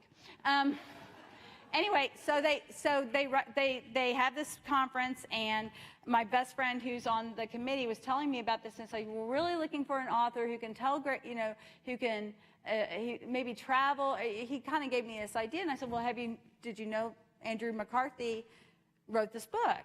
And it sounds like it's perfect. He's actually part of the National Geographic Travel Writer, and he wrote this book. And my friend said, well, great, how do you get a hold of him? And I said, well, I tweet with him. Okay, some people would call it stalking, but I tweet with him. So I just basically said, hey, are you interested in coming to Fort Worth, April, blah, blah, blah, to do this? Okay. 30 minutes later, I'm not kidding, my heart sank. 30 minutes later, I get a retweet from a comment from him, yeah, sure, what, and et cetera, et cetera, et cetera. I now have his phone number, I now have his email address. And yes, he did come and speak to Texas Library Association, and just because I tweeted. Okay, it hasn't worked for Valerie Bertinelli, it hasn't worked for Bono. I can't say it worked, your results may differ. I can't say it works every single time, but it happened this time. And am I okay with it? Yeah. He's really not that great. Although I did tell my husband when I was going off to the meeting, I said, okay, if he says something, bye. So anyway, in conclusion, and I've told you though there were several resources that would be available at the end. Basically, I gave you some information, must read on fundraising, social media, some things you can download. Like I said, the links are all active. You can get that information, some great statistics and information that you may want to know about. These are my favorite websites. If you've been to any of my presentations, you know I always talk about them. My favorite websites, every single nonprofit person should know about these. If you do not know about these, I don't want to talk and bore everybody else who knows about them, but feel free to contact me and I can tell you all about them and why you need to know about these resources. Information about my company, because obviously I do want to let you know what I do. And last but not least, my advice and my counsel are free. And I do mean free, and there's no membership, and this is not a come on, and it's not bait and switch or anything. My advice and counsel is free. I really mean it. I have spent 20 years helping and supporting nonprofits throughout Texas and the United States, and I want to continue to do that. I have tons of information in my brain, and I have to get some of it out so I can bring in new information. And I promise you, if I don't know the answer, I know who does. So people email me all the time with a question. Where do I go? How do I do this? What's this? And I give you the answers. And sometimes I talk to you on the phone for like 30 minutes or so, telling you where to go and how to do it. And I like telling people where to go. Anyway, but now if you have me come and speak to your company, your organization, to do a board retreat like I did yesterday in Temple, or a strategic planning facilitation like I did this morning, or doing a volunteer, some other thing, or speak at a conference or something, then we may have to talk a little bit of travel money or something like that. But I promise I'm very, very cheap. I'm really cheap. Okay, my husband and I went to Hannibal, Missouri for our honeymoon. I'm really cheap. Anyway, thank you so much. You've been a wonderful audience. We have a few minutes, maybe, sort of. At one point I was like, oh my gosh, what time are we closing? So, thanks. Yeah. Go for it.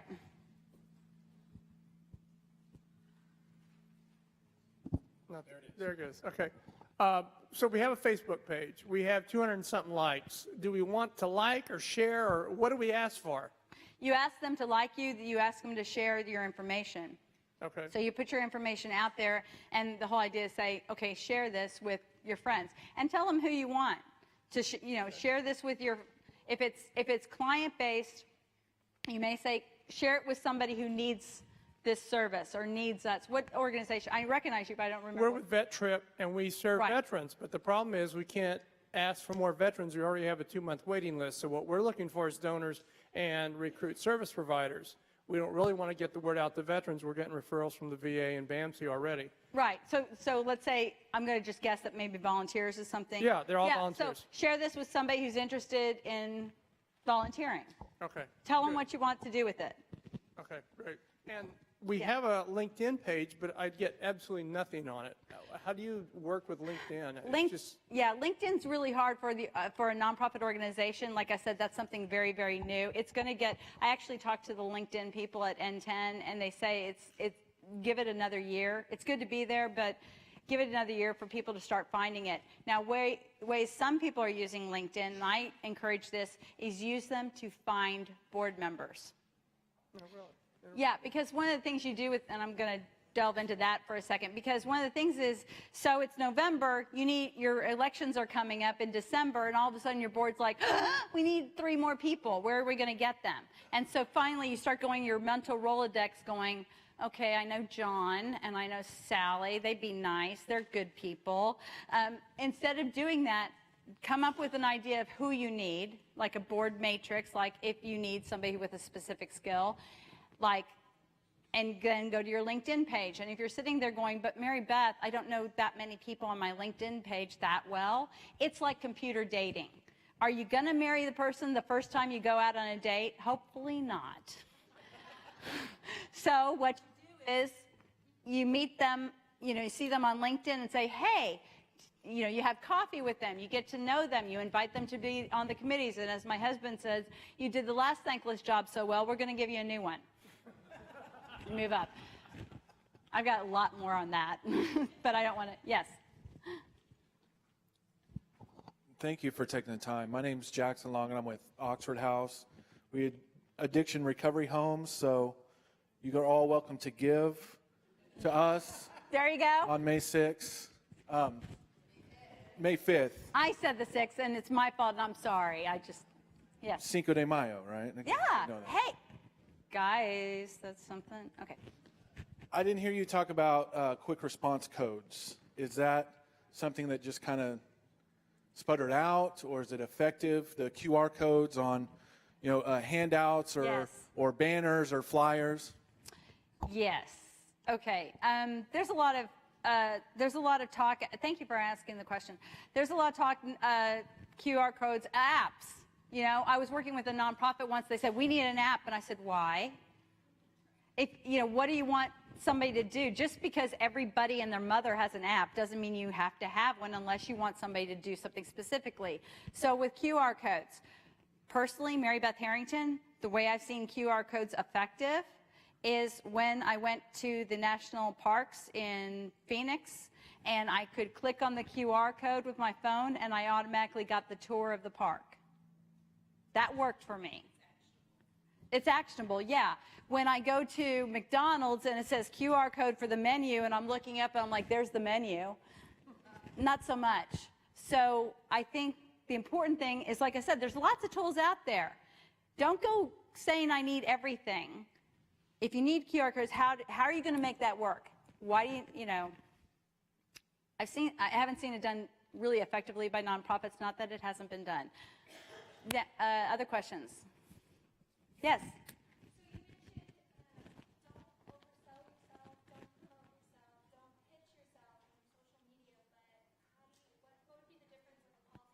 How do you do that, right? May I ask what organization you're with? Down syndrome. Okay. You're putting me on the spot here. So let me see. So Down syndrome. So one of the things okay, I got it. So one of the things I suspect, and I do not know for sure, so please forgive me, that you probably want to talk about is parents who may suspect that their child has Down syndrome. Okay. So you do a tweet that says signs that your child may have Down syndrome. If you are a parent of a 3-month-old, are you going to open that? We'll do the number. 5 signs, and this could be a tweet, 5 signs that your child may have Down syndrome. And if I'm a parent with a young baby, I'm going to open that. That's, you see what I mean? It automatically do it. And then they go to your website, and then you say, share this with a friend. If I'm a grandmother, you share it with a friend, something like that. Does that help you a little bit? Oh, to donate. Right. Well, you know, the self-promotion, it's tough on Twitter because you have 140 characters. That's why it's really good on Twitter, is to look at Twitter as a tease, like the trailer for a movie. How many times you go to a movie and it's like, oh my gosh, I really want to see it. And then the call to action, actually, you get them to, you know, go to our website to learn more. You get them to the web page, and that's where you have the real ask. You know, some people will be able to do a call to action and ask for money on Twitter, but more likely it's Twitter taking you to your website page. Does that help a little bit? Yes. Thank you. I'm Nikki from the San Antonio Feral Cat Coalition. Feral cats. Yeah. So we give a class 4 times a month. Yes. I mean, you're saying instead of me posting on Facebook 3 days ahead of time that we are having a class on Wednesday, that I should be just posting the class, like the PDF to the class link, or So what are you teaching in this class? how to track the cats and where to take them, and basically how to run their program. We can't track all the cats, so we rely on the people that have cats in their backyard or cats in their front yard, or they're taking care of cats themselves, and then we subsidize their surgery costs. Okay. And so They have to come through a class to get the subsidized. right, exactly. So they need to come to class. So somehow, I hate being on the spot. You try. I'm yeah, it's. Our marketing department is sitting right here. It's just right here. Yeah, you're the marketing department. Well, one of the ideas is okay. So, putting a posting about the cats. Like I said, I do that a lot. I'll say I'm doing this, and so we're gonna self promote some. But the whole idea is if you can show that you're the expert. Okay, I have an idea. So the other day, my husband and I, I mentioned dogs, right? We're at this park, and we're looking at dogs, and we're looking at some feces. And we're trying to figure out what animal it is. So maybe there's something interesting there for you. This is where this program has gone. I'm sorry I can't come up with anything better on the spot, but and it is hard. But my suggestion is to you, that's why I say is, you know, you do it again. But you're not the only one in the United States doing this. So go to the Feral Dallas or Houston or Omaha or whatever and see what they're doing. There's no such thing as stealing in nonprofits. It's all sharing. Yes.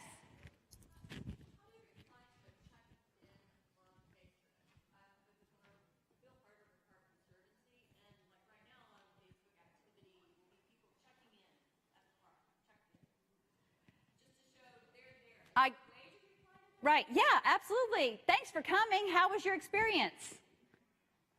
What did you do? Don't you have, and this is on Facebook or Twitter? Yeah. Yeah, I'm not familiar with that, but there should be a way to reply. Trust me, I can hunt anybody down. I actually did, there's an organization called For Good, if some of you are part of that. I've been getting like followers, you know, people who are following me. I started hunting them down and following up with them. So basically the idea is find out how to get in touch with them and then ask them a question. Let me give you one bit of advice. If you can ask a question, you're home free. So Feral Cat, if there's some way for you to ask a question to somebody, because then I feel compelled to ask. Channel 8, and I'm sorry I'm using a lot of Dallas references. I do know San Antonio. I did live here. It's just, these are the ones that are coming to mind first. So Channel 8 does this thing where every Friday they'll say, what are you doing over the weekend? Okay? People actually answer. People want to tell you. So, you know, that may not be perfect for your cause, but if there's a way for you to ask a question. When I was in journalism school, when we were starting a lead for the article, if we wanted to cheat a little bit, we would just start a question. So asking a question, it promotes discussion, starts a conversation. Remember, it's a conversation, so anything you can do to make it feel like a conversation to you will be more likely to be a conversation to your people. Yes?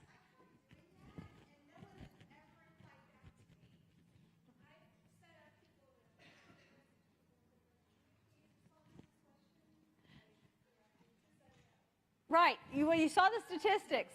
A lot of times it's not going to. What did you say? Yeah, and if they reply, then somebody else is. It's like when you start a session. When I start some sessions, if I get you to say something at the beginning, you're more likely to talk. It's like greasing the wheel. Sure. Other comments, questions, yays or nays? All right. Thank you very much. I am going to be hanging out, so if you have any questions, I really appreciate you. Don't forget to tip your waiter, and I'll be here all week. We did LinkedIn Yes. on LinkedIn. That's where I saw you. Yeah, that's right. I recognize you. I've learned. Like when you go to the bathroom and you have this on. I was in a presentation. Yeah, but